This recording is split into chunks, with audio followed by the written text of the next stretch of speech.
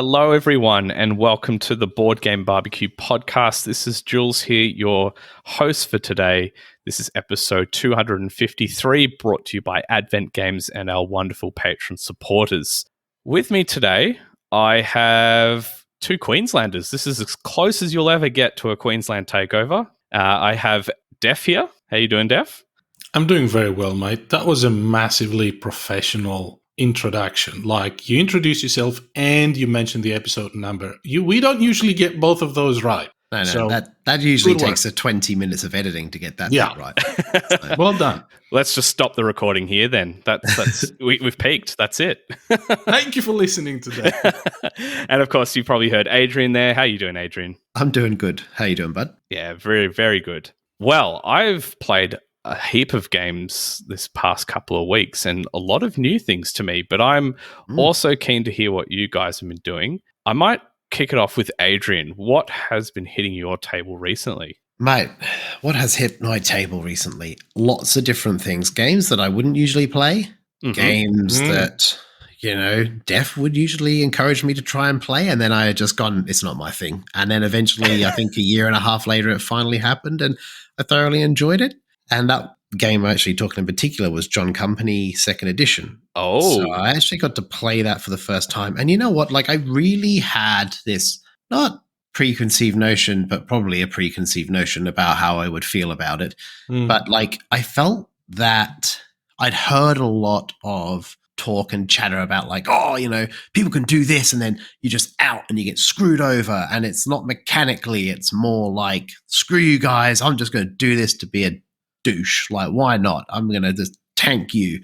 And in our game, maybe we were playing it way too pleasant, but I didn't feel that as much. And it didn't happen until right at the end. But the person that did do that didn't really win, so it didn't really matter too much. And I came second, I think, actually. Oh, I don't know nice. how. I got no idea what I was doing for the first half of the game. And it was actually one of those games as well where I really do agree with the way you taught it, Def. I always agree with the way you teach games anyway, but you got us started and you explained the phases once we got to them, because there is a lot of moving pieces that affect the game, and they don't really affect the game until they happen. Yes. So therefore, it doesn't really matter that you go, okay, cool, we're now in this part of the game, and I'm going to explain how this all works, and then we're just going to move straight through it, so you don't have to wait. John Company has a nice logical flow to it that you can sort of teach a bit of stuff at the start, but then you can go, all right, I will get into the nitty-gritty as we go through the phases. It's well done, that game. And Def, man, you're just going to have to tell us how it is, but I feel that it was way more co-op in that game at the start, because it might have been that it was more friendly learning game, and that might have had something to do with it. But I felt like we all wanted the company to succeed, and things just then got out of control towards the end, and a particular person didn't want the company to succeed. So, yeah, I wonder who that was. You're right, I think, and this is not uncommon for first players in John Company. I think that as you start the game and you're all part of this, collaboration or collective of families trying to run the company, you naturally fall into a cooperative style of approach, because you want the same thing everybody does. You want to do for the company to do well, because at the start, pretty much everybody has a vested interest in it. And that's not uncommon. And I don't think the feeling you got that, the game is not take that E. It's not that. And I don't, you would get the same feeling if you played with, I have my regular John Company group with Adnan and Daniel and Luke and Jason, and we've played the game now, the same group 5, 6, 7 times, and like there's a lot of shenanigans there now, like a lot, and it still doesn't feel that way. It still feels like, I've spoken about this before, it feels like the game plays the players more than the players play the game, and that reduced player agency is something that you probably don't want in most of the games. You want to feel that you have control of your own destiny, kind of thing. But in John Company, it works phenomenally well. And it has this element of unpredictability. And so in this particular game, when at the last round, I was like, you know what? There's no way I'm winning this. I had no interest in the company. And somehow I convinced, I think it was Adnan, to give me, to support me for chairman. I took the chairman and then passed, which means the company had zero money for the last round and ended up tanking it. I still did not win, but I ended up in a better position than I would have in a different. But it was just nice to see the change in pace. And I think everybody on the table, I don't think anybody got annoyed by that. Like, it was cool to see everybody's kind of reactions and figure out, okay, how are we going to approach this now? But you just want to pivot to get the most points you can at that point. Right? That's it. Yeah. And I don't know if that's very different in the different scenarios as well. So I'd love to see a different scenario, because I'm not sure the name of the scenario that we played, but I would assume it was the entry level, like, beginnings. Yeah. Scenario. So there's 3 scenarios in the game. There's the 1710 scenario, which we played, and it's recommended for first players. And essentially what happens there is the company is just establishing its foothold in India. So it doesn't have any existing, ports to trade with China and send opium and stuff like that. But also there's less military involvement and things like that. And so the whole game is geared towards the trading, which pushes towards a cooperative element. And then you have 2 scenarios later on in the timeline of the British history in India, where one of them allows for deregulation of the company. So at the end of every round, the chairman may, depending on the circumstances, put the deregulation down for a vote. And if that passes, the players can open up their own private firms. So the company, the British India company, gets deregulated, which means everybody can go in India and trade with their own firms. And in the more advanced scenario, the game starts with deregulation in effect. So from the very beginning, you can start your own firms. And the way that works is you flip your player boards, and players can start putting shares or buying shares in their own firms, and they can start buying shares in other players' firms, giving them money to run their operations the same way as the British India Company did. They compete with the British India Company for trades in India. And so the game becomes a completely different thing. And if you've played an 18xx game, Adrian, you know exactly what I'm talking about. It becomes more about, okay, where do I want to be invested in, rather than we need to get the company to survive. It doesn't matter anymore. You want to do well in these different private firms. And it's a completely different game. I feel like I would enjoy that a lot more. Not that I didn't enjoy the intro. I thought it was fantastic. I had a great time, loved the game, loved all the shenanigans around the table. Obviously, I got to play it with Thomas and Sabine, who are over visiting from Germany, which is rad. And Adnan was there, and it was just a great game. And it was one of those ones where it's like we'd played lots of games that day, and people have been playing games. It got a bit late, and I was like, oh, should we crack out this? And I was like, man, I don't know. It's getting pretty late, hey. And then I was like, let's just do it. Yeah. And then we cracked it out. And I was like cleaning up, doing dishes and that, while Def was like setting the game up and getting it all ready. And we just played it, and it was fantastic. I'm really glad that we stuck it out and played it. So, yeah, I agree that you would enjoy the third scenario a lot more with the deregulation in effect. I think that is actually a lot more. There's a lot more game in that. There's a lot more decision making, because like at the start, before the trading starts, you have these cards where you hide them and you have to place them down and say, this is the area I'm going to go trading, but it's hidden from the other players. And you also bid some money for it. And then whoever has, the highest bid can go first and get the most money out of the trades before the company even, and before the other firms and things like that. There is a lot more decision-making and a lot more real dependence on what the other players are doing and how their firms that you've invested in are doing. I do think that the first scenario is, it's a fantastic introduction to the game.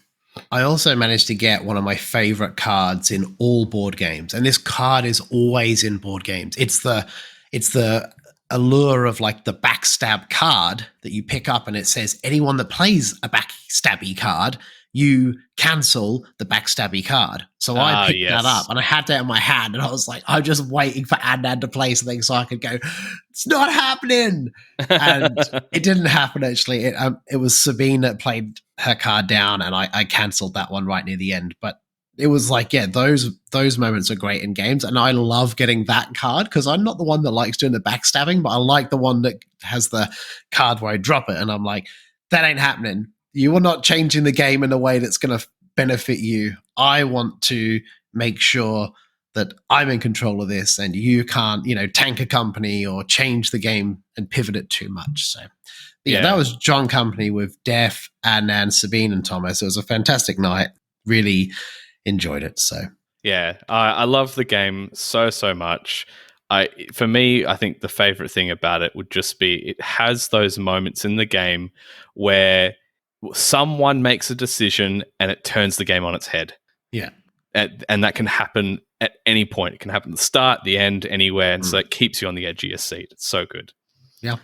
I do want to say, though, that after this group that we've played the game, I think we had played the game 4 times, just the 1710, the starting scenario. Mm-hmm.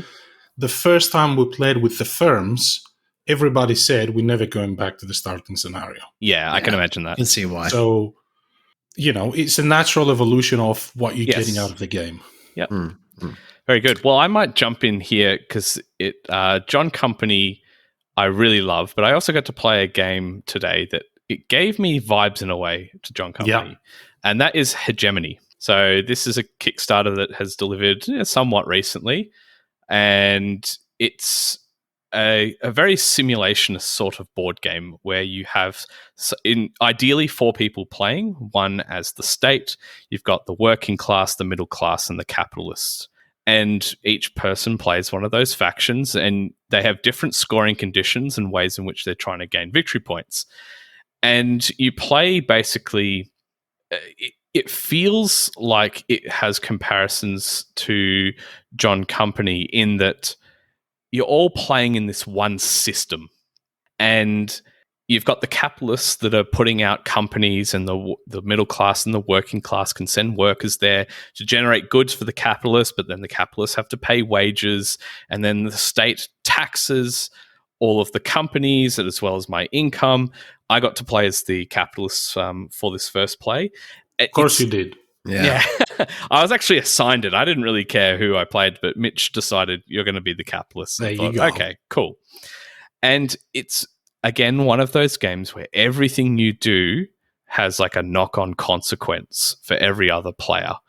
There's a bunch of like laws or policies, that's the word for it, which keep changing back and forth in the game, much like John Company has laws which you vote on that change the structure of the game. I guess I'll say that I really enjoyed the game.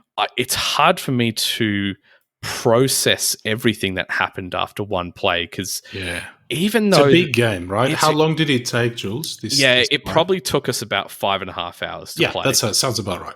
Yeah, so really long game. And even though every action is super simple, it's trying to process and grok, okay, if I do this, how does it affect X, Y, Z? And it's understanding and keeping track of the flow of the game that is sort of the tricky part of it. First question, and this is always, I think, going to be the first question for me when I hear people have played Hegemony. I spoke about it in episode 245 if people want to hear more about it. But did everybody on the table enjoy it? Yes. All 4 people, including the state? Yes. Okay. So we had Kerry playing as the state, and she loved it. Absolutely loved it. Nice. The reason I'm asking is it's so long and so big that I think that, if you're not having a great experience, it can be pretty rough. Yes. The state specifically, someone would say that it has a lot less involvement in the game. Mm-hmm. It does a lot less things. I played the state in the previous game, but like Kerry, like you said, I didn't mind it at all. I loved it because you still get to, shuffle the deck and, get everybody else in a different path. Yeah. I think it's a very cleanly, clever design game. I want to play it again at some point to delve into some strategies. I felt like I was sort of just trying to keep my head above water as the capitalist. It just felt like every round I was like, okay, I've got some money and it's all gone. Like all the wages, the taxes, I've got nothing left. And it was really, really challenging, but I had a really good time. I don't know what I could have done better for a first play. That's why I want to play it again. Adrian, have you played this? I haven't played it. I think I'd be interested in playing it, but when I hear a game being like that long, it's not that it's a problem, but I would just be like, I think I'd rather just play an 18xx. That is exactly the same comment I was just going to make. Now, I was going to say that I loved the game. I've played it a few times now, and in different player counts as well. It works surprisingly well in 2-player as well. Okay, interesting. And I really enjoyed it. I don't think it's as good as John Company, but I think it's a great design. I think it demonstrates, how the real world works in a very, very good way. Everybody should play this game. But when you're talking about something that lasts 5 or 6 hours, so far the experiences and the memories that we've got, you and me, Adrian, by playing 18xx games, have been just far superior to this. I think not that I wouldn't play this game again, but you know what I mean, right? You said the same thing. Without having even played the game. Sorry, Jules. I just feel that I know the 18xx system, right? So you could play an 18xx game and just try a different one, and you know the core systems, and you kind of can muddle your way through it and learn as you go. Whereas Hegemony is a completely different game, so it would be learning a completely different game. And was it 5.5 hours with the teach, or was that from when you started playing? That's from when we started playing. Sorry, so 6.5 hours then? No, so we all read our roles before we started playing. So during the week, we had a read of it. We learnt most of the game. We went through a bit of a rules teach, but it wasn't super long. Yeah. I mean, it's not a massively complex game. No, it's not really. The actions are relatively straightforward. It's not. Yes. The impact of each other's actions in the game is where it gets tricky. Exactly. That's the way to describe it. It's the actions are easy, but the impact is complex. Yeah, okay. I do get the same vibes like you, Jules, though, because even though this is a far more strategic game than John Company, I don't know that I would play it differently the next time, because there's only one path to victory for each class. Yes. So for me, it was, I've played it multiple times now, it was more about sort of watching the game unfold in a way that John Company does. Yes, you have a lot more agency. You have to do this to get victory points, but like there's not a million different things you can do. Each class has to do certain things to keep the others in check and progress. Yeah. So I don't know if it would be, very rewarding from a strategic perspective. I'm asking you because I know that you like these big strategic games where you think forward and stuff like that. And so I didn't get that from this game, but I didn't mind that I didn't get that. Yeah. I think where my head's at is it shares those similar elements of you're sort of working with one system. You do that in John Company and Hegemony. And, each player's actions cause knock-on effects with other players, much like John Company does. You've got policies or laws that you're voting on that change, how it affects every player in the game, same as in both games. I feel like I, at this point, would enjoy John Company more, but also I feel like Hegemony has the risk of being very samey because it has those same paths to victory. There's not much else you can do. You might play different cards, but it's sort of, eating an apple or a pear. Like it might have a slightly different flavor, but you're actually doing the exact same thing. It does have 4 different factions, though, so you could argue that some of your new experience will come from playing the capitalist this time, playing the state next time, or playing the working class. Your experience might cap out at 4 players if you try each faction. But having said all that, I think it's an absolutely brilliant design. It simulates, the real world economy that we live in, at least, so cleanly, and I had a good time playing it. And it does look amazing. Oh yeah, it looks brilliant. It looks fantastic. Like, I actually almost backed it, and then I was like, I just won't get to play it with only 2, so I didn't think there'd be much value in it, so I didn't bother. Fair enough. All right. On the other end of the spectrum, yes, go for it. I got to play an incredibly short game, which actually got sent to us from Harbour Games, and I remember when Finn and we actually moved house about when he was 3, and we played Rhino Hero. And yes. It was so good, right? We really enjoyed it. And from him being the age of 3, probably to 4.5, 5, we played that loads on the coffee table, at the park, all over the place. We just took the little box with us. It was always like, being dragged around everywhere. We taught it at different birthday parties, and when we had family over at Christmas, we taught to other kids, and there were tears, there were tantrums. Some of the kids would knock it over, and they haven't lost a game before, so they didn't like it, and they'd just storm off. But it was a fantastic game. But they have a Rhino Hero Super Battle, and this has been out for ages, right? I've seen it at our game days before and been blown away at the table presence, because it takes that basic concept of stacking some cards with putting a roof on top to just an insane level. Like, it's like going from a Nintendo to an N64. Like, it's just 3D beyond crazy. And not only that, you actually battle each other. You pick your own hero, and if you roll the dice to sort of go up different levels on the structure that you're building. And if you end up on the same level as an opponent, you roll the dice. You roll a dice, each an attacking dice and a defending dice, and whoever wins stays on the platform. The other person gets knocked down. And it was just one of those kind of gaming moments where it all went perfect. We actually used every last card building the structure. And we finished. Wow. And I was 1 level above Finn, right? So I was winning because I was like higher status than him. Mm-hmm. And he placed the last card, and he's like, sweet, I'm done. And he went to roll the dice to move. And as he turned around to pick up the dice, the whole tower fell and landed on his face.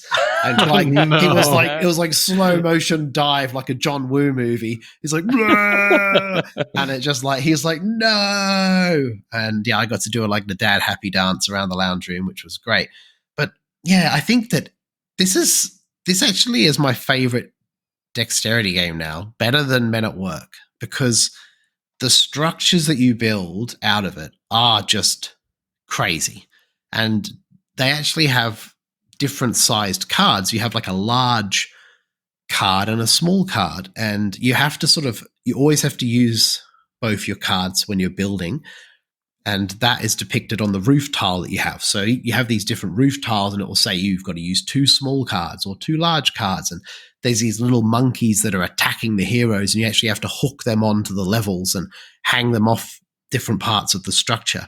And they've just taken a really basic concept and just, I'm going to say it's Rhino Hero on steroids, right, Mitch? That's what he would call it. And it really is. And it's more of a game. Do you know what I mean? It's more of a game, and it's just more interesting for that next age bracket of sort of 5+ rather than 5 under. And yeah, he's absolutely loved it. We played it a few times, and it's always been just really fun, really enjoyable. So good stuff. What about you, Jeff? I suggest other people trying this. If you get a chance to try it or you see it on special, you should grab it because it is a great game. So very good. Well, Def, what's been hitting your table? Well, I've been playing lots of short and quick games this last week or 10 days, and that's mostly due to lack of, time to find other people to play with. In the last few days, given I was recovering from the game I'm going to talk about as my sizzle, I wanted to play with other people. And so I've been playing a lot of short games, and they all just deliver in spades. I've played role player, which I haven't played in ages, and it's a nice, it's not going to blow anybody away, but it's like a nice mathematical puzzle. Played Lost Cities, which is bonkers fun, especially when you get a hand of 8 same color cards. Played lots of Acropolis. Oh, yes. Which we do need to sizzle at some point. It's been a smashing hit with everybody I've shown it to.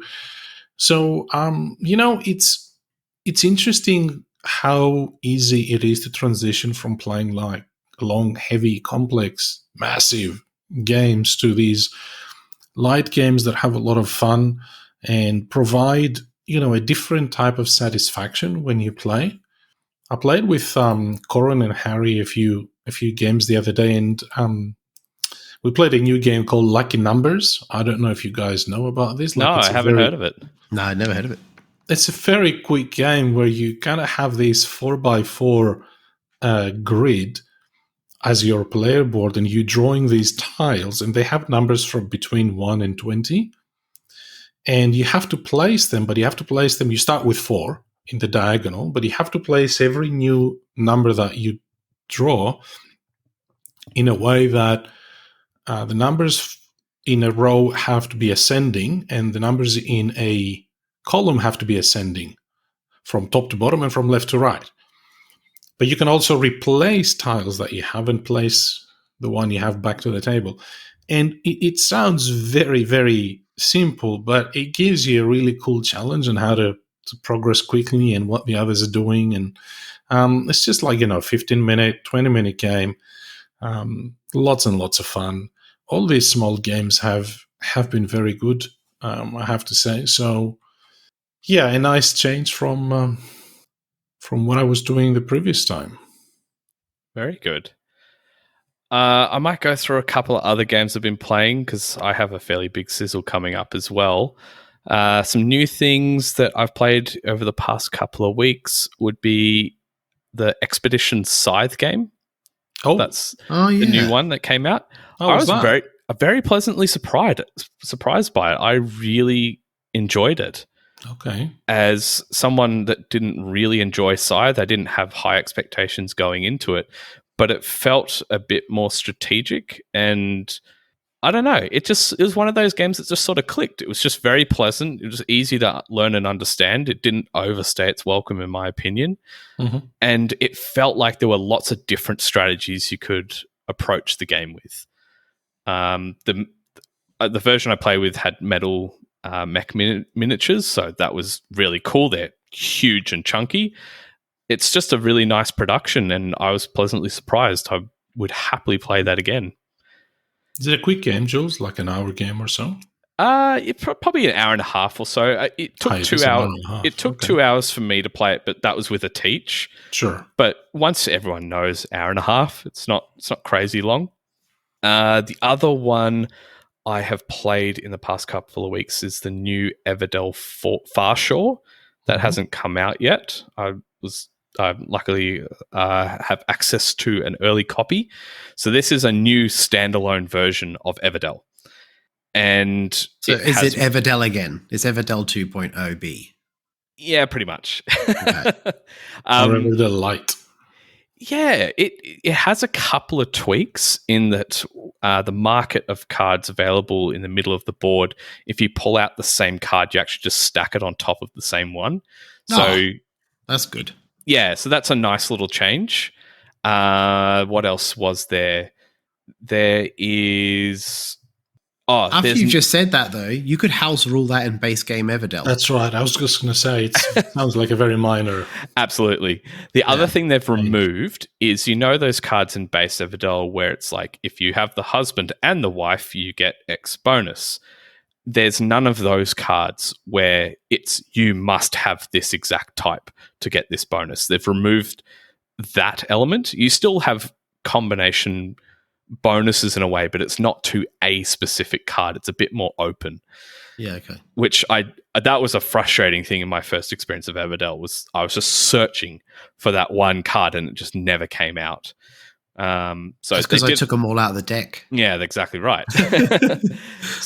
So they've fixed that little thing. And it just has a few different ways in which you're getting points. It has like a boat mechanic where, you know, you have these tokens, and if the card you play matches one or both of the types, you get to push a boat along, which gives you endgame scoring bonuses. It's very Everdell 2.0 with just a few minor rules changes. Obviously, completely different artwork. It's all water creatures and things like that. Sure. Has a beautiful table presence, beautiful components, has metal anchors and rubbery, squishy seaweed bits and rubber mushrooms and things like that. So, in other words, they ran out of space and, concepts for another expansion, and so they said, "Okay, well, let's just do a new game." And it's interesting. It's interesting. I wonder how that will go in the market. I'm very curious to see how this one goes in the market. But having said that, I mean, for people that still have not and are not interested in buying Everdell and its billion expansions, maybe they just go, that's too hard. I'm just going to get this standalone version. Valid alternative. Yeah. Well, before I'm not going to be I don't want to be the moaner. But I'm going to do it anyway. It just seems... sorry, I'm not a moaner, so don't say that I am. But I don't see the point. Why don't you just buy Everdell base game? Like, what's the deal? Like, it just seems a lot. Like, I've got the collector's edition. I haven't touched it, right? Because it's just too much. Yeah. Like, I don't think... Why not just reprint Everdell? Like, it's a good game. Do you know what I mean? It's already good. People already enjoy it. Yeah. I mean, like, I know it sounds really harsh because someone's put their love and, blood and sweat and tears into reskinning that thing.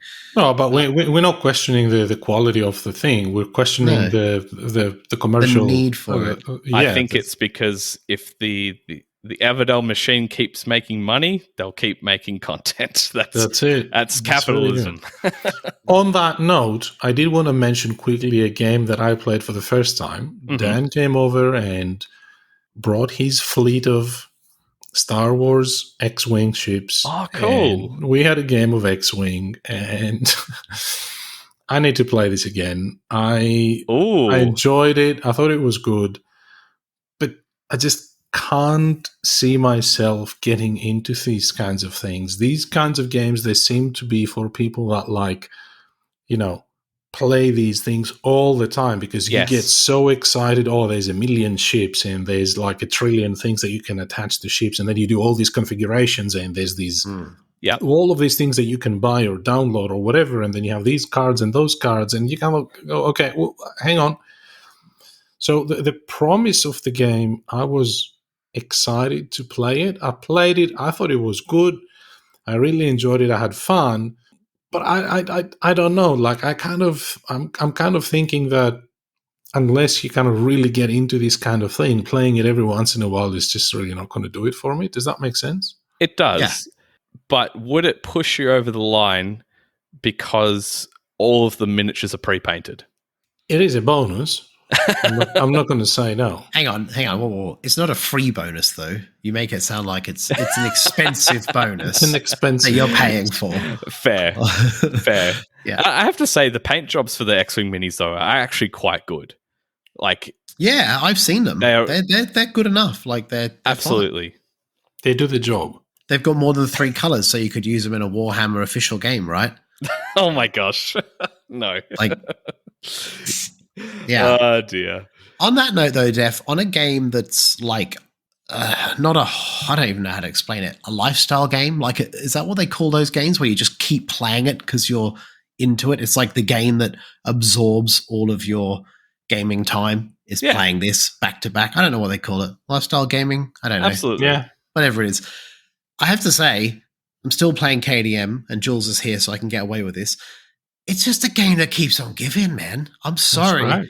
If you haven't played this game and you're interested in playing it, you have to try it. And it's one of those things where, like, this is our 3rd campaign, right? We failed once, failed again. This is the 3rd time. We are doing much better this time. Update. We are doing way better. Better weapons, better stuff. We've killed the Phoenix, which is phenomenal. We laughed when we tried and thought we'd never do it, and we smashed him. And then we did it again. Just to To remind everybody, KDM stands for Kingdom Death Monster, right? Sorry, Yes. yeah. Kingdom Death Monster. It's in my top 10 and it's Jules' number one game of all time at the moment.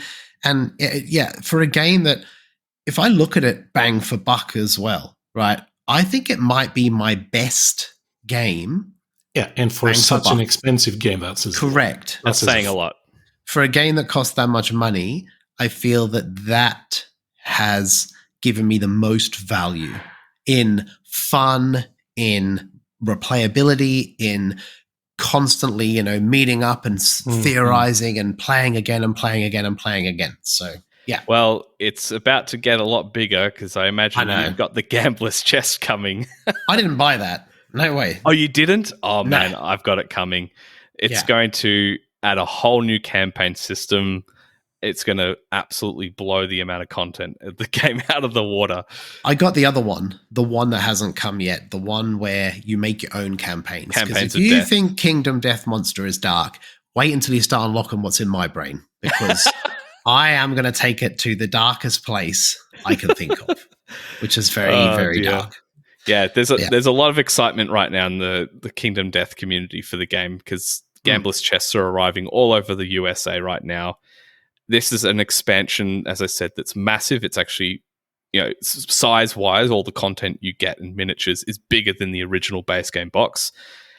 And it's been 7 years, I think, since it was on Kickstarter. That's how long people have been waiting for this one. So it's very, very exciting. Well, cool. Talking about exciting games, I might jump into my sizzle now. This is a game that has been on my radar for years now to play, and I just had not had the opportunity until this past week, where I finally bit the bullet and said, right, that's what we're going to play tonight. I know it's going to be the only game, so let's get stuck into it. Before you say the name of the game, I have to say, yes, I am ashamed that I haven't shown you this game before, given I know the types of games you like and the absolute brilliance of design that has gone into this game. I don't know how this game has gotten away from me so far. Don't spoil it, because I bet everyone else at home, like listeners, are probably thinking, what could it be? What could it be? Because I am sitting here thinking, oh, it's not Dominant Species because he's played that already. And it's not this and it's not that. So I'm trying to think about what it is. So what is it? Well, you would be incorrect because it is Dominant Species. Is it? Yes. I thought you played that. No. Oh, okay. Wow. I have never played Dominant Species or the Marine version. So my sizzle today is the original Dominant Species, not the Marine version. So to give you an overview of this game, you play as an animal group. You've got mammals, you've got insects, you've got spiders. There's a whole bunch of them, basically. Yeah. And what you're trying to do is survive. That's what you're trying to do. You have different resources and resources which you need to survive. And those are placed at the junction of hexagons, which are different habitat types. And what you're trying to do is control those habitat types in order to score points, but also dominate them in order to collect cards which have special powers which really shake up the game and break it in lots of ways.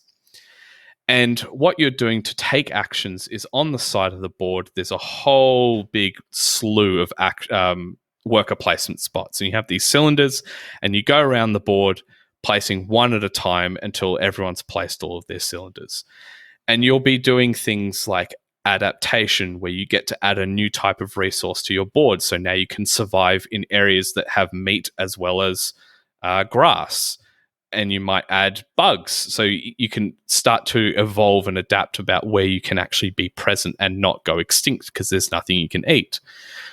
You'll be doing things to expand the board, add new locations and discover it. There's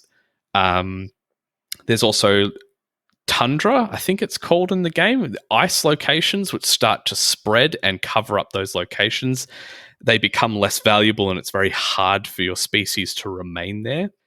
And you're doing a whole bunch of other things in order just to try and survive. It is so clever, so well designed, and it feels like a knife fight in this nebulous phone booth that keeps changing, and you have to keep adapting. And just when you think, all right, I've pivoted and got out of that conundrum, someone then stabs you in the eyeball from the other direction. You're like, oh no. So on the cutthroat-ometer, how many knives in the back would you rate this, Jules, out of 10? Oh, this is off the charts. Off the charts. 12. But I don't know. Like, I loved this stuff. I played Dominant Species Marine, and I was blown away by it. I think this is the best area control or area majority, whatever you want to call it, game I've ever played. Jules, you've played heaps more than me, so you could rank it, I guess. But the action selection that I think we've now seen in Ankh as well, where you select actions, but you can never select actions above the ones you've selected. You always go downwards, and the most powerful actions are downwards. So it's always a matter of tension about the action selection, but also the brilliance of the back and forth on the map. It just, to me, it never felt like, Connor would have a different view to this because he started swearing more than I ever heard him during our game. So maybe I should let him speak about this. But I was completely blown away by this game. I wanted to play more and more and more of it. So it's really interesting to hear that you enjoyed it as well, Jules. Yeah, I absolutely loved it. I think for me, what's the most enjoyable part of this game is just the amount of times you have to pivot. It's always, and it's not always pivoting because someone screwed you over. It can be pivoting because you go, oh, well, they've just placed that resource there. That means I can go there now. Maybe I'll just move all my species and take over. It's always about trying to find. Adapt. It's very opportunistic. That's probably the best word to describe this game. Extremely opportunistic, but you can create a lot of those opportunities through expanding the board, but as well as doing a move that screws someone over. It might be that you expand the permafrost and it encloses a resource and it gets removed from the board, and suddenly that person's species are going to go extinct because it can't survive there anymore. There's so many clever things you can do in this game. The event system is fantastic. It's fantastic, absolutely. I think my one criticism for the game is I don't think that event deck that you go through, because you have to go through the whole event deck to end the game. I don't think it needed to be that big. It could just be like 10% less, and you would have still got the full experience of the game. So in Dominant Species Marine, there's 3 modes of the game. There's like the short game, the standard, and the epic mode. Yep. And essentially what changes is the number of cards in the deck. Yes. And it works brilliantly no matter which mode you play. We've played the short game a couple of times. It works fine. You don't feel like, you need more of this. We played the standard game, and it is a long game, but it also worked fine. I don't know what state of mind you'd have to be in to play the epic game. It's ridiculous. But having said that, I think it would be very interesting to play the Marine version together so that you can sort of make some comparisons with the old game. I know a lot of people prefer Marine because, it's the new design. They say it's more streamlined. A bit more polished.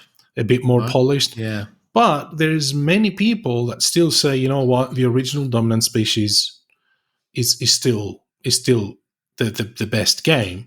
So I would be very interested to, either play the old one or get you to play Marine together and see what we kind of think of comparing them. But it does have that option to change the length of the game, and I do agree that is absolutely needed, because from one point onwards, you kind of get into this vicious cycle of competing for the same things a few too many times, if it makes sense. Yes. And so the length of the game is important in those cases. Yeah, I think absolutely fantastic game. Having said that, I don't think it breaks the game at all if you removed like 10 cards from the deck for the original version. No, I don't expect it would. It doesn't. You don't need you don't need to see all those event cards because they come out at different times and it's just not necessary. But I really, really enjoyed it, and I'm very keen to play it. How many players did you have, Jules? 5 players. Okay, so that's the other thing. The main difference that I've read about the two versions of, or the two games, if you like, is that the old dominant species, you do need that higher player count. Yes. In Marine, first of all, it only goes up to 4. Yep. And it plays well even with 2 players, which the old one, everybody says, yeah, just don't do it.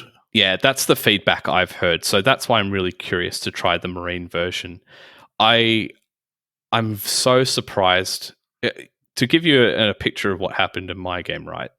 I was playing as the mammals, and they are the highest on the food chain. One of the really clever things about this game is when you're checking to see who dominates an area, if there is a tie, you refer to the food chain, and whoever's higher on the food chain dominates the area. There is never ties in this game for scoring the victory points for who controls it.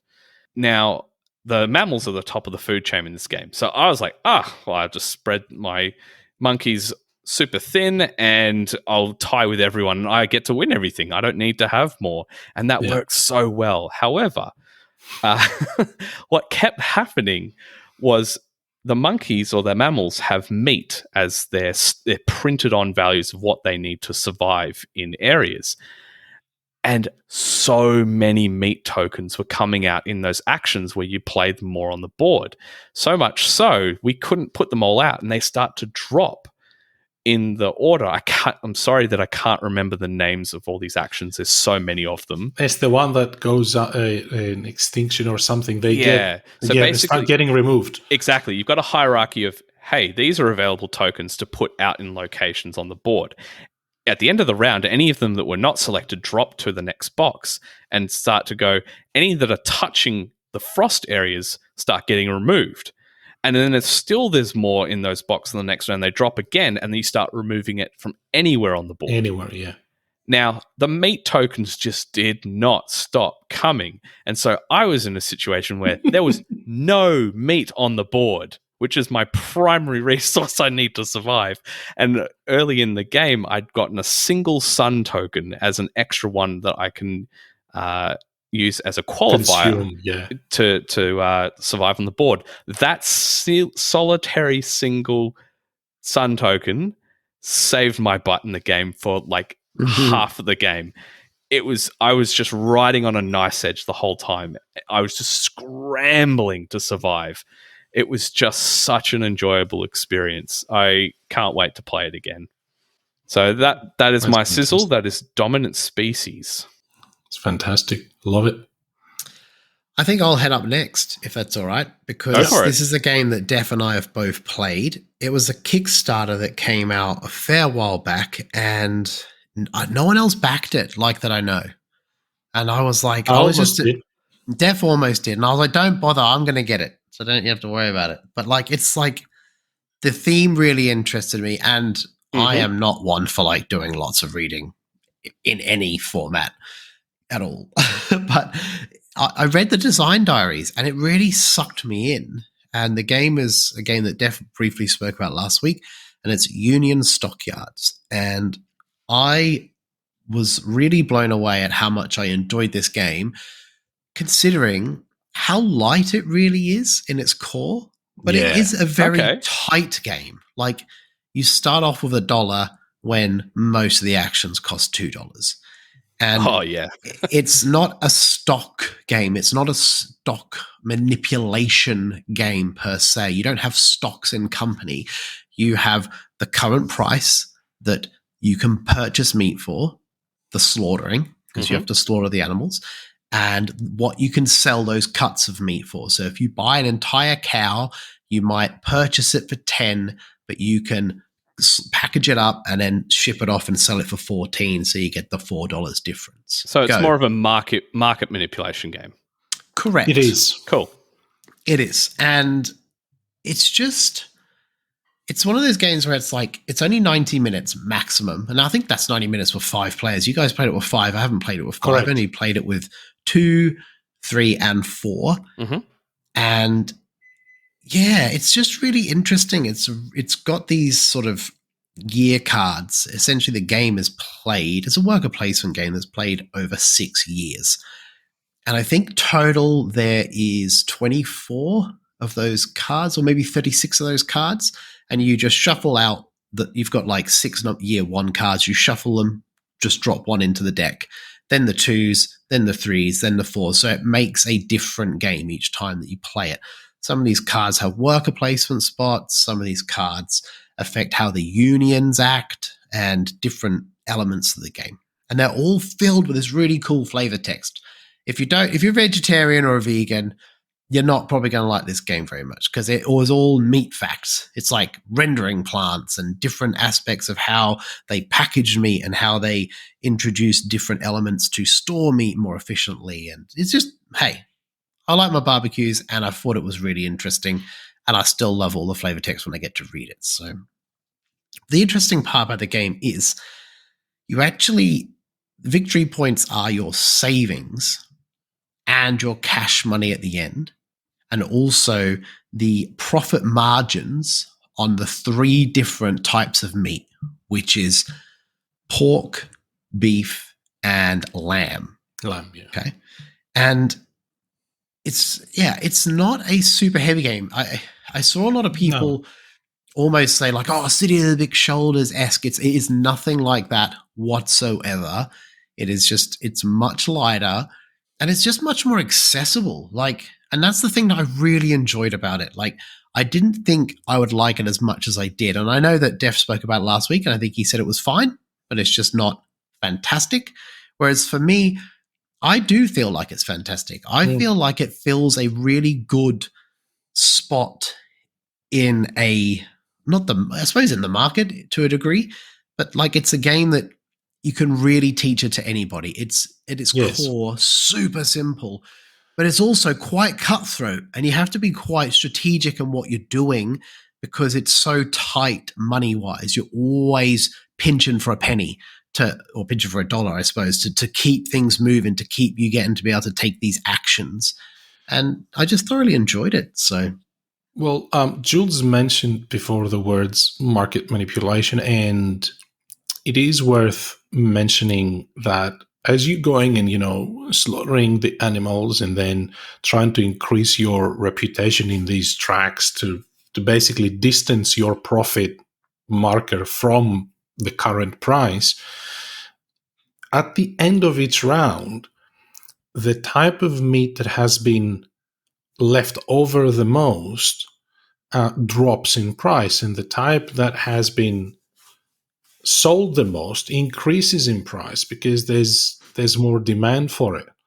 And so and if there's ties, they both do it and stuff like that. So there is a big amount of market manipulation that would affect you maybe even more than selling meat in the round. So which I don't think we explored much, given it was our first game. It was more coincidental or consequential from our actions rather than intentional. So I think that aspect of the game is very interesting. And I also think that was... Sorry, go for it, Def. That's the bit that I found really interesting, because in a 4-player game, like, there's a few times where people want the first player token. So they take the action to get first player, and then they can choose whether they are a particular type of government. What is it, Confederate and something else? I can't remember what the 2 types of government are that you can choose. It's basically, there's a token on the board, Democrat and Republican. Democrat and Republic. So you can flip this token, which is in a worker placement spot. You choose that spot, and then you go first the following round. But then going last is great, because just like Def said, there's been times where I'm last, and I look at it and go, if I leave the meat as it is, the player to my right is going to get a huge benefit next round, because my meat price, my profit margin is going to be crap, because my meat price is going to go up, which the difference between what I can sell it for and what I purchase it at has become smaller. But theirs is going to drop. So they're going to go from making $4 profit per cut to $7. Well, that's not going to happen, because I'm just going to place my worker here, slaughter another one of those animals, and then keep the market. Change the balance. Change the balance and keep it in my favor.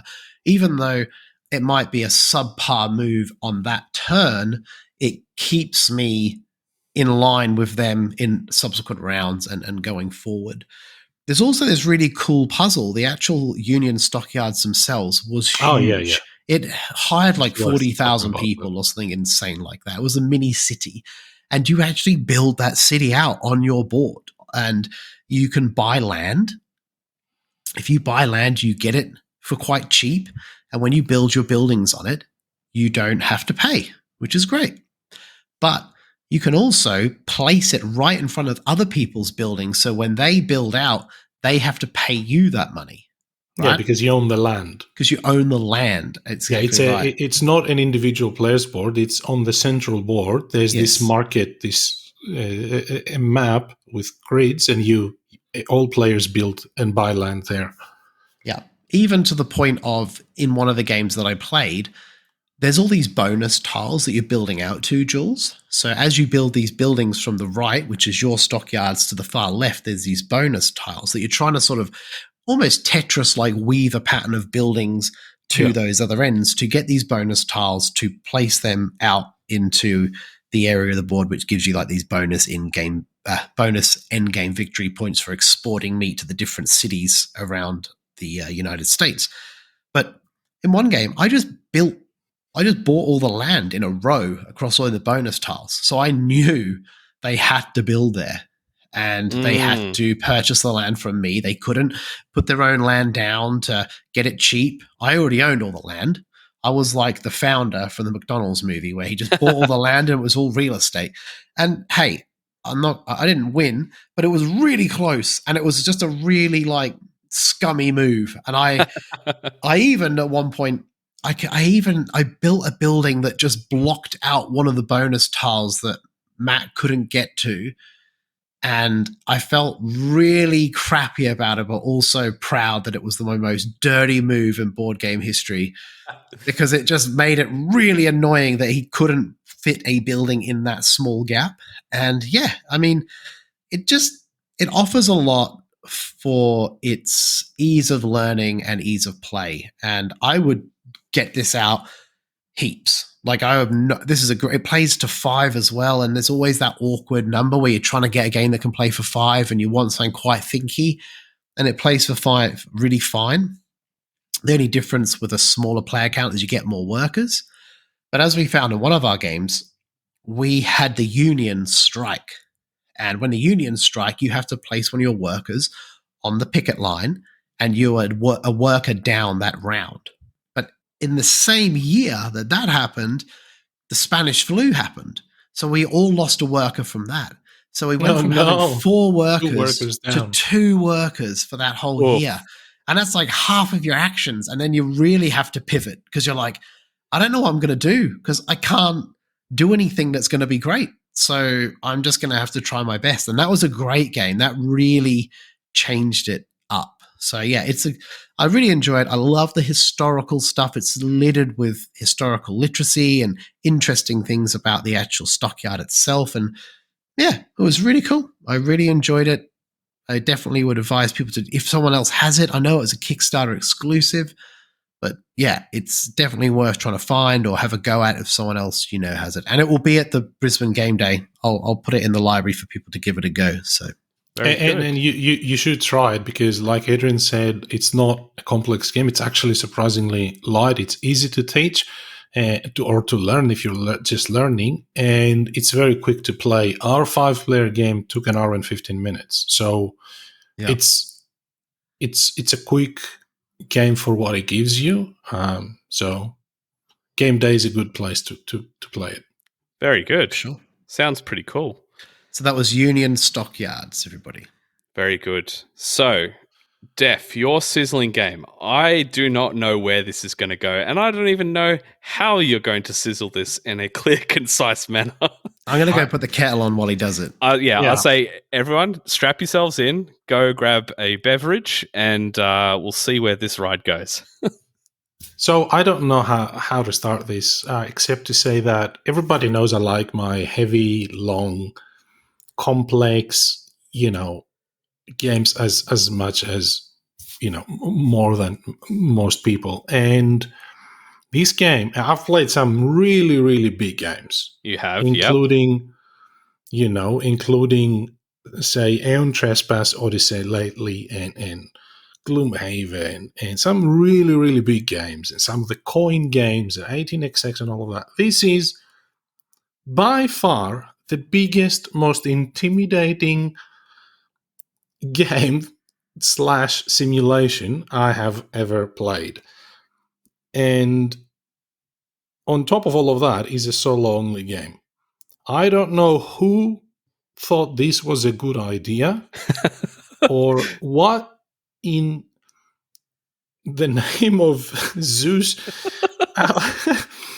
GMT was thinking when they said, let's publish a solo-only game that the official playtime is 12 hours to play. Oh. But evidently, Mr. President, which is the game we're talking about, has been GMT's second most best-selling game these last 12 months. And wow. I do not understand this. I do not understand who buys this. Wow. The game dies. I did. And that's true. I was curious. Me and Mitch both bought this because we were curious. We were literally curious how this game is even possible. And so let me talk about the summary of the overall premise of the game for a few seconds, because this game is absolutely monstrous. So the topic of the game is you're sitting at the chair of the President of the United States for the 20 years between 2001 and 2020, and that's pretty much it. Mm-hmm. You're going through a full presidency, a full 4 years of presidency,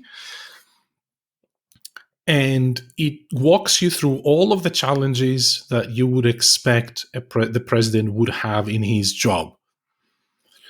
At its heart, it really is a resource management game.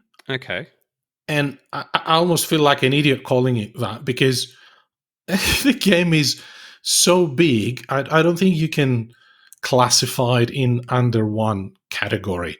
But essentially, you want to do all of these things. There's, crises and problems and issues to tackle everywhere, and you just don't have enough time, enough actions, enough help, enough allies, enough strength, enough military, enough Congress friends. You always are short, and so you have to try different things to pivot and all those sorts of things.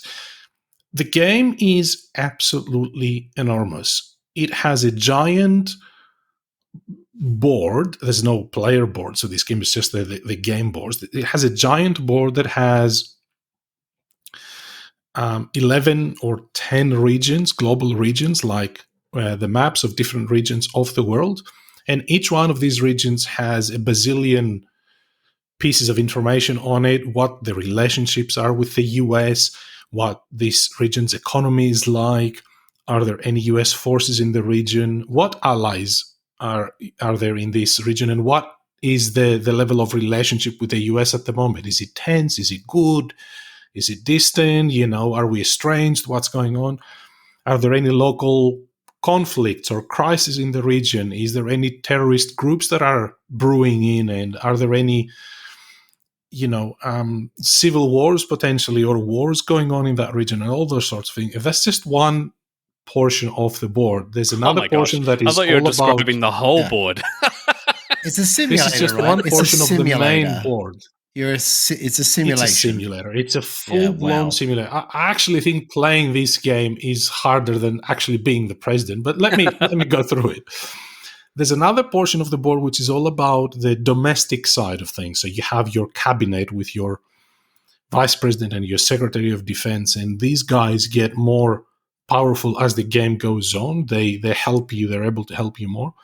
But then you've got your policies that you've promised before the elections. You've got the policies that the public wants, the priorities that the public has. You have your cabinet members or your cabinet efficiency. You have your party relations. You have your Congress friends and opponents, and whether they're radical or conservative. You have bills that you're trying to pass, and you try to influence them. You have bipartisan cooperation between the two parties in the House. It's massive. You have tracks where you keep track of your relationship with Congress, with the media, with what the level of the economy in the US is.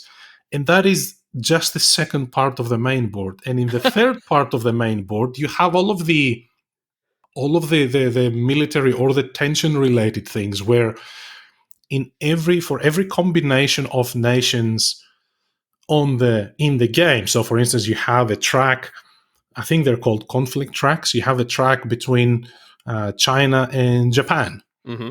And there's two markers on that track. One tracks the level of tension between 1 to 5.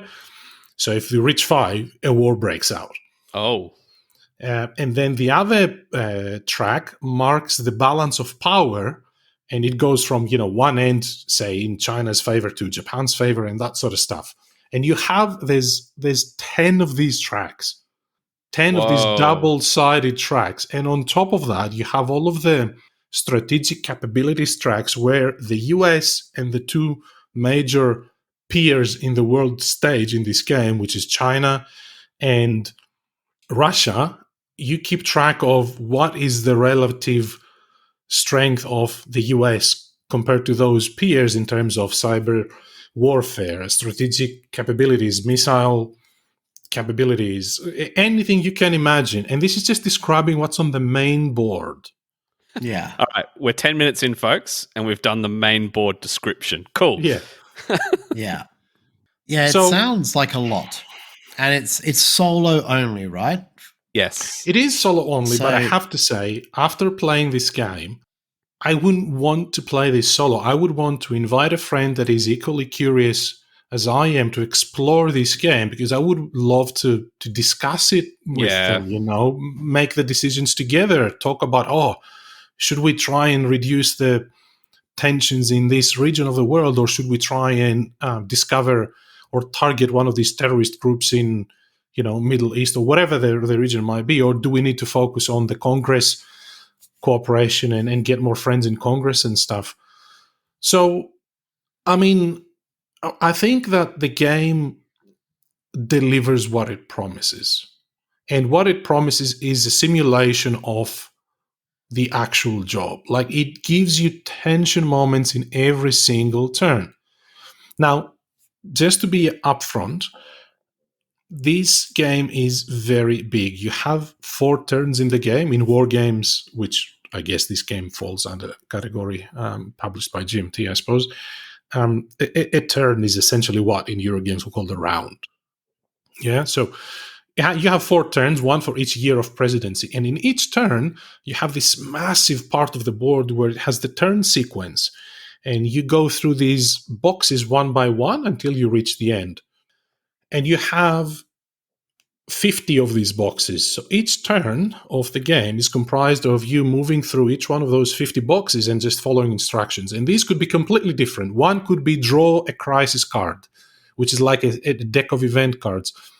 And I wanted to pause here for a minute because I wanted to talk about the event system in this game, which really surprised me, in the sense that how come hasn't anybody else thought about this before? So you have a deck of cards, there's random stuff and some seeded events that you put in the card, and you just draw them at different parts in the game, and you have to follow the results. So in some cases it could be like, jihadists expand in Europe and you have to decide A, B, or C, or something happens as a result. However, in many of these cards, you have an event that happens if you draw the card in the first year, and then it tells you need to put this card in year 2 now.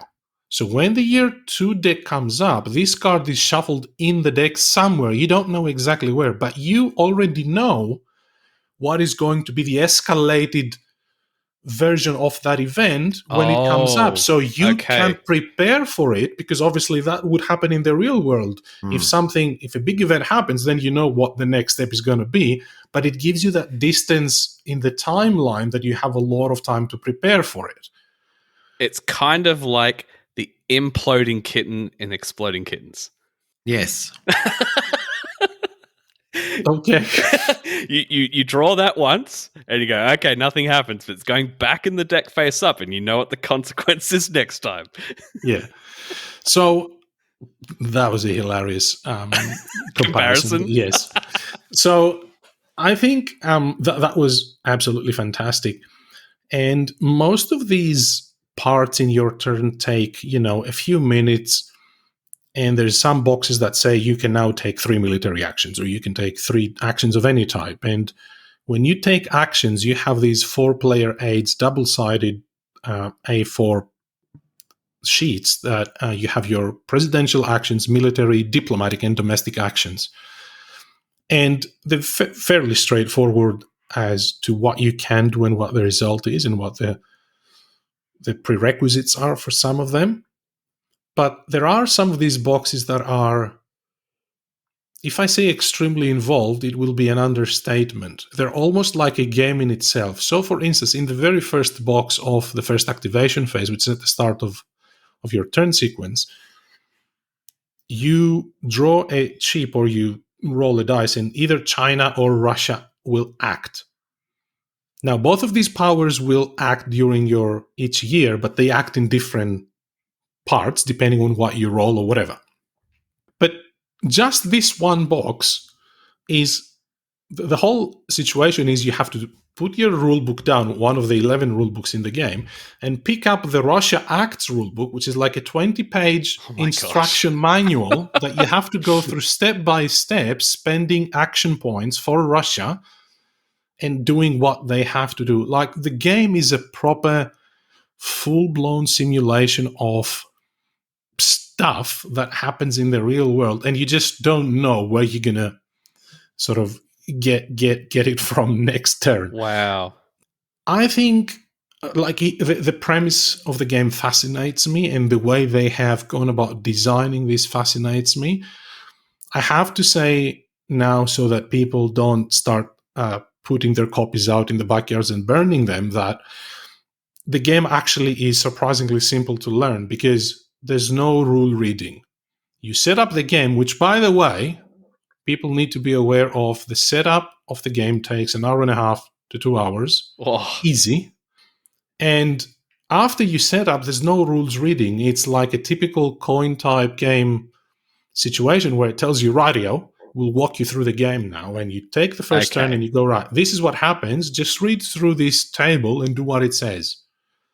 So it teaches you the game, and by the end of the first turn, I felt like I had a full understanding of what you can do in the game. Obviously not a full grasp of how to win it or how to do well in it, but that part, I think, is a massive achievement equal to the scope of the game. Being able to produce something so big, so intimidating, and yet surprisingly simple to go through and learn. So I want to play this more, but I wish I could get, at least one other person to spend a bit of time on it together, because I think that's where most of the fun will be.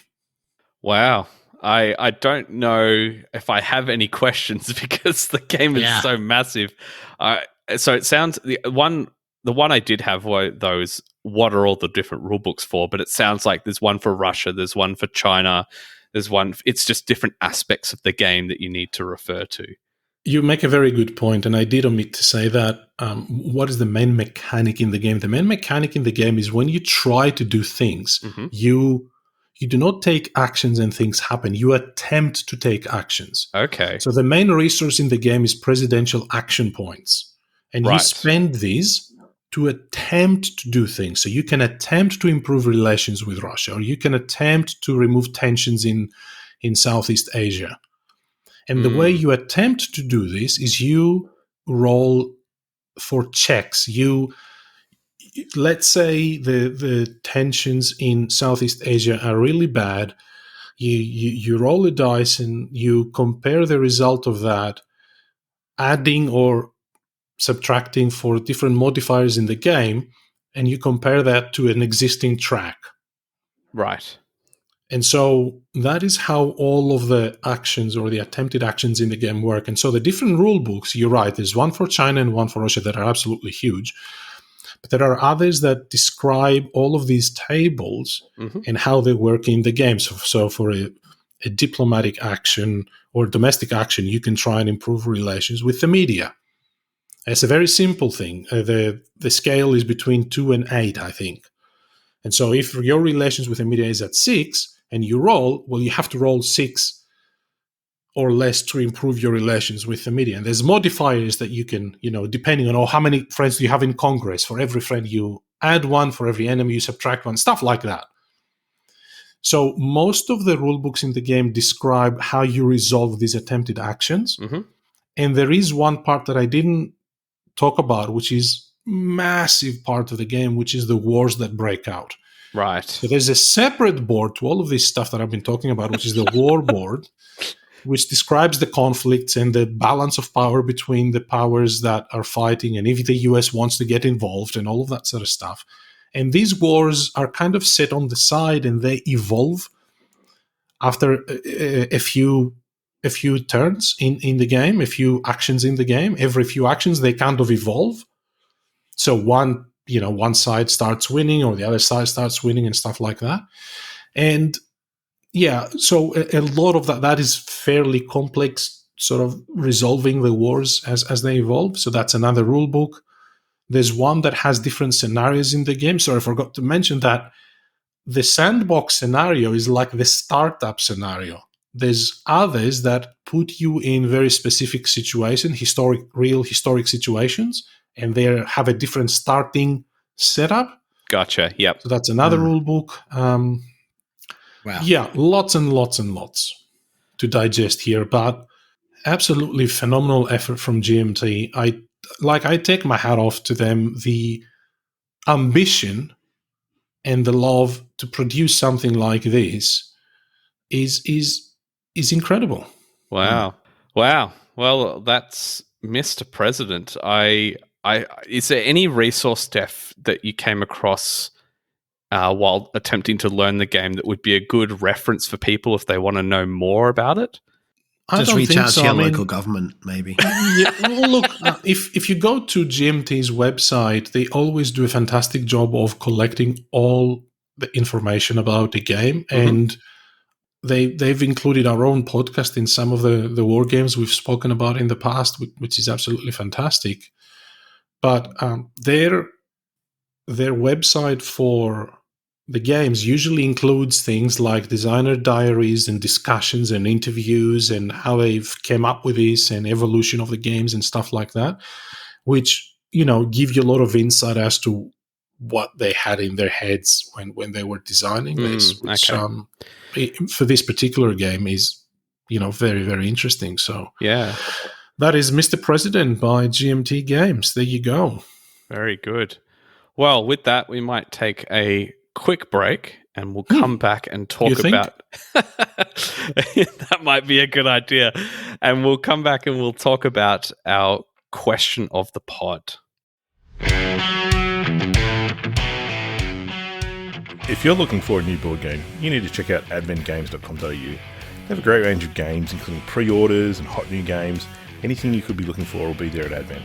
Dean provides excellent customer service that is second to none, and he's always keen to support the Australian board game community through events, game days, and even through sponsoring a podcast. So head over to adventgames.com.au today. That's adventgames.com.au. All right, question of the pod. We'll do a recap of last week, and the question was, what style of artwork would you like to see in a game? Now, we had a lot of different responses and some really good and really cool pictures of people sharing different artists that are really inspiring to them and some cool styles. Now, obviously, this is not a fantastic question to share feedback with because we can't show you pictures or put images into your brain, but we'll read out the responses anyway. Adrian, do you want to start off with some of the Facebook responses? Yeah, I will. Actually, I wasn't on last week, and I had my own little thing about this. I would like to see H.R. Geiger style. and he's the original concept designer and stuff for the Alien movies. And they are like KDM, like dark, weird, strange body morphing stuff, mixing mechanical things with biological things. And yeah, I would love to see like a really cool worker placement board done like that, or even see like a campaign style game done by that sort of style. But there's not a lot of people doing that style because he did that from like, the 70s, and he's very unique, which is kind of some of the cool things that we've seen. Some of these Facebook responses, they're very unique. Jonathan Terrington said Alex Ross's style, which someone else has informed me is called Goosh. I think that's how you say that, or Gooch. Alex Ross is phenomenal. Look up his stuff if you get a chance. Just some of the most amazing comic book characters brought to life. Like, yeah, really, really cool style. There's another comic book artist on this list as well. Liam Stewart said Frank Miller, that whole black and white thing that he does. He does a lot of black and white imagery and really good play on shadows and stuff and tones. Gareth Meany said old Warhammer, like Ian Miller. And he actually posted a couple of pictures and they are phenomenal. Like I looked at those and I was like, wow, these are cool. And I Googled his name and it just came up with thousands of crazy dark imagery of the old Warhammer stuff, which is great. Yeah, there's some amazing Warhammer artists out there from the past that would have really cool artwork.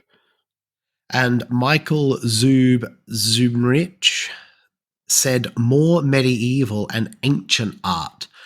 And I actually thought, maybe like the Bayeux Tapestry. I don't know if you've ever seen the Bayeux Tapestry. It's like this really cool sort of old medieval looking kind of thing. I don't know if that was what he meant or if he just meant medieval genre in general. But yeah, they were the Facebook replies. Thank you very much, guys, for giving us those. Def, did you want to do the Discord ones, bro? Yeah, sure. We had some very interesting responses in Discord, and I had to leave a lot of these out, so apologies to the ones that didn't get picked, but we got plenty of great responses. Luke said, one artist whose style I would love to see done well in board games is Elizabeth Thompson. She was an amazing artist. Her color choices were wonderful, and every face in her works is so expressive. And then he says, remember the first time I saw the roll call? And he says, I don't even have a real reaction to seeing a piece of art, but he loves that painting. Then Jay said, he passed away last year, but Mariusz Lewandowski's epic surrealistic oil paintings could set a cool theme for the right kind of game. And then Thomas said he loves steampunk, so he thought a game with the artwork of Joy Benitez Lady Mechanica would be awesome.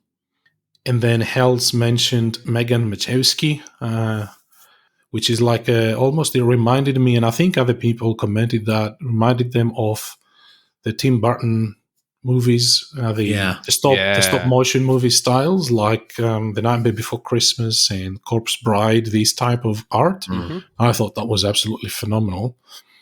So yeah, some amazing pictures in our Discord to go with these comments. Unfortunately, we can't show them to you, but you can look them up. Yeah, there's some really cool art. I'm not much of like a art person. I don't know a lot of artist names and things like that. But I'll just mention a couple of things. One is I have a game coming soon called Nightmare Cathedral, which whole game was designed and inspired by an artist. And I'd love to see more games out there, just released that are inspired by the art. I mean, Scythe is an example of that. The artwork is what inspired that whole game. And, it's so iconic now in the scene, that artwork. I don't know if Nightmare Cathedral had that same impact, but that's why the game came about. And the other thing is, for a style of art I'd love to see more, and we've talked about this with previous guests, I'm pretty sure we spoke with Phil Walker-Harding about this, is to have Indigenous art. That's just not been done in the board game scene yet. And obviously there's, cultural sensitivities we need to be aware of, and you have to consult with the right people for that. But I would love to see it in a really cool board game one day. That's something so iconic to Australia, and a lot of people are so proud of that that heritage that our Indigenous peoples have, that I'd love that celebrated in a board game. That would be really, really cool. Okay, so let's move on to our next question. Now, we've talked about some pretty big games this week. Dominant Species, that game took 4 hours or so to play at 5 people. There's Hegemony, which took us 5.5 hours to play today. And then there's, of course, Mr. President, which has a playtime of 12 hours. Those are pretty intimidating playtimes. So, our question for the pod this week is, what is the most intimidating game you have played? Now, I might kick us off with an answer or two. The first one that comes to mind is actually Kingdom Death Monster. I was very intimidated simply because of the size of the box and the thousands of cards that are included in that. And the rules. I'm sorry, but I don't like that rule book. I got problems with that stupid rule book. It's terrible. The rule book does jump around a bit. It definitely jumps around. It's like a Quentin Tarantino film. Like it's like the beginning is at the start and then the end is in the middle, and it's like, it's all like jumbled. It's hard to get through. And I found that because it's almost RPG like in a way, you constantly have to refer back to some of these rules because like you need like almost a DM that's played this thing 20 times. Yeah. So you don't have to check these minute little rules. Like, what's the difference between, push and collide or all these other little mini things that luckily enough, we played it enough now. We're slowly phasing some of those out and not having to look at so many. But yeah, it's intimidating because of that, because it's just got so many minute little rules and keywords. That's what I call those, like little keywords on the cards that you have to constantly refer to. Yes. So I'm hearing you, Jules, on that one. Yeah, sure. The other one that comes to mind is one we already talked about today as well, which is John Company. When that released and I looked at the box and all the phases and the promissory notes and how the movement of the events in India works, like there was a lot of stuff in that box. But, once I played it and got through it, it wasn't as bad as I thought, but I was definitely intimidated by that when I first got it. See, for me, KDM was probably the biggest one for me, mainly because I've got a deaf. So all the real hard games, it just shows me how to play them. So it's great. Like, that's the one I had to do on my own. With a group. But yeah, I think for me, maybe Barrage, because it was another rule book thing, which was quite hard to read because it was a translated rule book from Italian to English, and there's a few words in there where it was a little bit hard to get. Go on, Dan. But it was also early into your heavy games journey. It was. Correct. It was definitely at the start. And so for somebody that's at the start, I remember, learning Vignos for the first time. It was the first Vitalo Cerda game, and I was like, oh, there's a lot going on here. What is this? Yeah. I definitely found the On Mars rulebook way easier, even though it's a heavier game than Barrage, but it's the whole gaming rules Paul Grogan thing, like the way he lays out those books. It was fantastic. Like, I know he's not doing that anymore, but they were just great. And I thoroughly enjoyed getting through those. They weren't like a stress. There was a formulaic way to follow them. But those games themselves, they were intimidating. On Mars, Weather Machine, Kanban, all these other games. Yeah. But I think that a lot of them are intimidating, but if you've got a good rule book, once you start to go through the flow of it, it does make it so much easier. Makes more sense, yeah.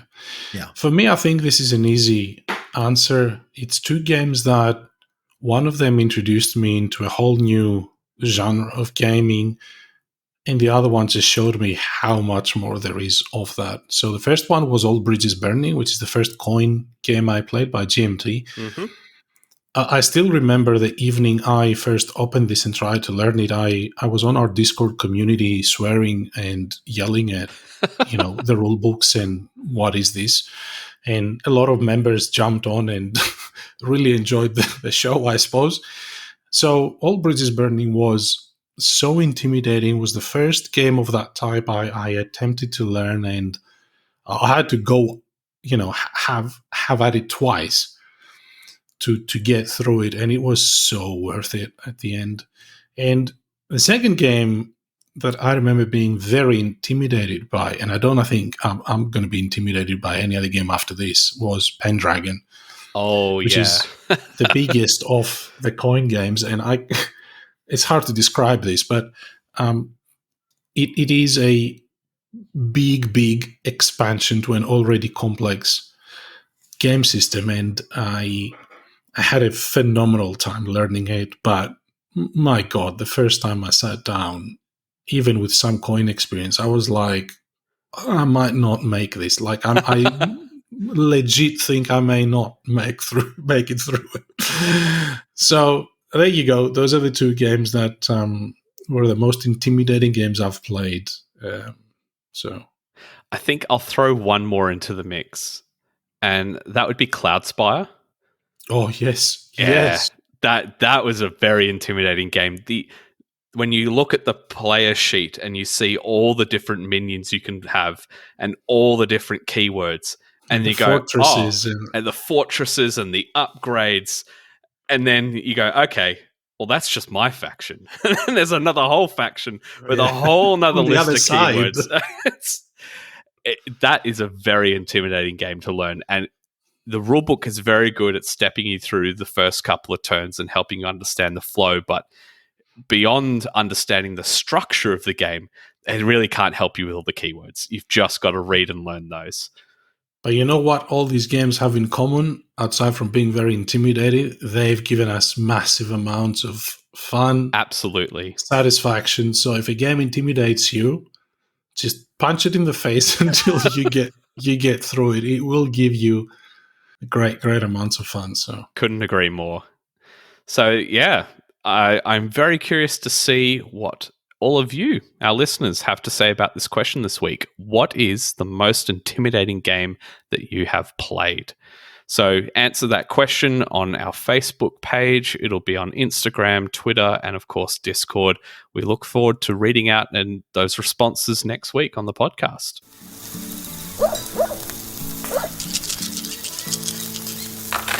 I might just jump in and share a little bit of news because there's some things coming up that we need to talk about. We have game days. There are game days happening in the next month or so. There is one in Brisbane on the 2nd of September, and tickets are very, very quickly disappearing for that one. It is almost gone. So if you plan to be there at the 2nd of September, you probably need to buy a ticket fast because I don't know how much longer they will last. The other game day coming up is the Sydney game day on the 23rd of September. So tickets have just opened for that this past week. So you can head over to Eventbrite and search Board Game BBQ and get your tickets there for the next Sydney game day. All right, with that, I think we will be ready to move on to our swearing of an oath. So before we launch into our swearing of oaths, I just want to give a shout out to our Patreon supporters. Thank you so much for supporting the show. It absolutely means the world to us. A special shout out this week to Damien, to Haig McCliskey, to Heath Washburn, and also Helix Rhodes. Thank you so much for supporting the podcast. It means the world to us. And on that note, Jules, Haig is actually currently in Europe playing in some sort of massive Warhammer tournament. So oh, really? Let's just give a massive, big up to Haig. Best of luck, Haig, you crazy fool. Just representing New Zealand over there, doing Warhammer stuff that I have no idea about. But yeah, good luck, bro. Good luck, man. That's awesome. Hope you have a great time. All right. So, having said all of this, if you aren't a Patreon supporter, we still love that you're listening to the podcast. And there's lots of other ways that you can support. You can join the Facebook community. You can go to the Discord. You can sign up on Eventbrite to get notified when we have events. Support us on Instagram and Twitter. All the engagement all helps us. And also, of course, leaving ratings on Spotify and Apple Podcasts. All of those things really help us to get into the ear holes of more people, which is always a good thing. Okay, we are ready to go to swear an oath. Now, I might throw over to Def. How did you go this past, since you've been on the pod last? Before I do that, may I just remind everybody that I fulfilled my oath to play Mr. President within a week. That is a monumental effort. My new oath, I've failed to fulfill it yet, but it's coming. So my oath was to play Horseless Carriage, the new Splotter game. And I am hoping I get to play it over the next few days. Mm-hmm. I'm almost certain I can have some friends over to play the game. And I'm so certain I'm going to swear an additional oath, which is to play one of the new games. I bought a few games this week that I haven't done shopping in a while, so I bought a few new games this week. One of them was La Granja, and it's a Euro that it's almost a classic now, I think. I haven't played, so I'm very keen to try it and try all the different modules of the new version and stuff like that. So that will be my new oath. So I now have 2 games that I swear I will have played, hopefully by the next time I'm on the podcast, La Granja and Horseless Carriage. Oh, very good. All right, so my oath was to play Too Many Bones Unbreakable. I did say that I'd play it if it had arrived, but it has still not arrived. I'm still waiting on my shipment for it to come. I haven't even got a shipping notification yet, believe it or not. So I have no idea when that's going to show up. I did say that I would probably just steal Mitch's copy if it hadn't arrived yet. I had the intention to play that today, but didn't anticipate that Hegemony would take 5.5 hours. So I haven't played Too Many Bones Unbreakable yet. I am very keen and very excited to play it when it eventually arrives. Having said all of this, I'm going to swear an oath to do something that I've been trying to get up and running now that I've moved to another city. Obviously, I've had different gaming groups in Melbourne that I was able to play lots of games with. Now, I have a few big games that I was playing in Melbourne that I now need to find groups for here in Sydney. So, I guess this won't be a surprise to many people, but I'm going to try and get a campaign in person of Kingdom Death Monster going in Sydney. So that is my mission. I really hope to fulfill this one because I really want to play it. Another campaign, hey? Yes. Back in Melbourne, I had 3 campaigns going at the same time. I had one with my brothers, I had one with Gene, and we had one online with the Dicemen. And now we haven't played with the Dicemen for a little while because people have been busy, and now I'm not playing any campaigns of Kingdom Death, and I'm feeling too alive and happy. Yes, and exactly, you need to feel right. pain. I need that warm, awful feeling that comes with the game. So I, Jules Watson, swear that by the time on the next podcast, I'll have organized and got going a Kingdom Death Monster campaign. Cool.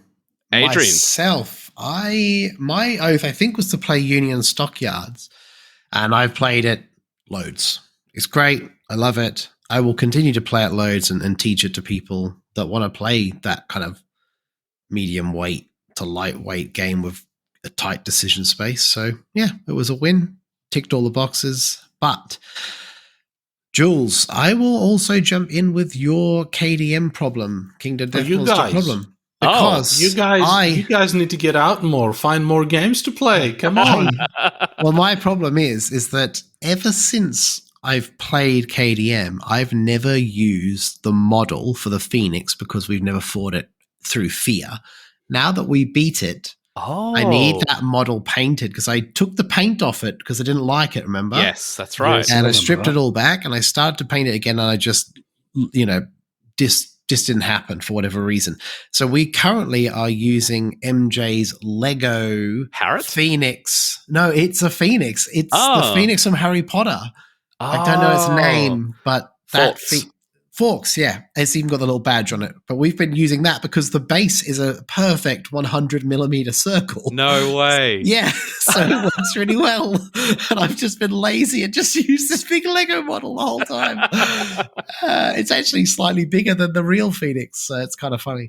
But yeah, I will get that Phoenix painted. And I currently have 4 minis that are half painted, like the new upgraded squad, with some of the Gorm armor and some of the Phoenix bits. So I'm going to finish painting those as well. So my oath will be to finish painting the Phoenix and my 4 standard human minis. So nice. I'm excited to Very see good. that. Very good. Well, that's all the oaths done. So that means it's the end of the show. Thank you, Adrian and Def, for joining me. This was really great. It's lovely. Thank you, guys. Thank you. And thank you, everyone, for listening. Appreciate your support each and every week.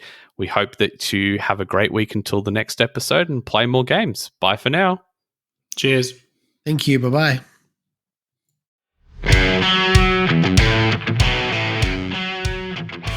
Yep. Test. This is a test. Oh, yep. 1, 2, 1, 2. Hang on. Let me You sit only down say 1, first. 2 because you can't count to 3. Yeah. 1, 2, 10. Fair. 1, 2, Fair. 10. Cool. Just How we double checking. looking? We're looking okay. Yeah, I think so. Cool. Oh, I'm hosting this. I didn't realize. Yeah, we're just sitting here waiting for you, mate. What are you talking about? Okay. Wakey. You did all the work. You just got to do your bit. All right. You guys ready then? No?